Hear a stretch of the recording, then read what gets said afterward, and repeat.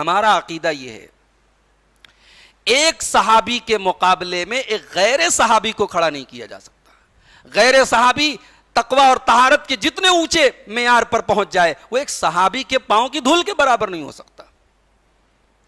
بھئی حضرت معاویہ رضی اللہ تعالیٰ عنہ ہیں, صحابی ہیں, ان کے مقابلے میں عمر بن عبدالعزیز صحابی نہیں ہیں, لیکن حضرت معاویہ رضی اللہ تعالیٰ عنہ کی شخصیت پر بڑے اعتراضات تاریخ نے کیے ہیں, اور عمر بن عبدالعزیز کی شخصیت ایسی ہے کہ ان کے مخالفوں نے بھی ان کی بڑی تعریف کی, بھئی بڑے نیک آدمی تھے, بڑے انصاف پرور تھے, بڑے اچھے تھے.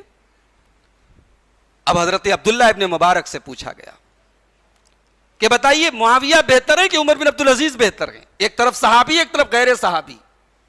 اب حضرت عبداللہ ابن مبارک جواب کیا دیتے ہیں کہ حضرت معاویہ نے رسول اکرم کے ساتھ جس گھوڑے پر بیٹھ کے جہاد کیا تھا اس گھوڑے کی ناک میں بیٹھی مٹی اور غبار اور دھول بھی عمر بن عبدالعزیز سے 1000 گنا زیادہ افضل ہے.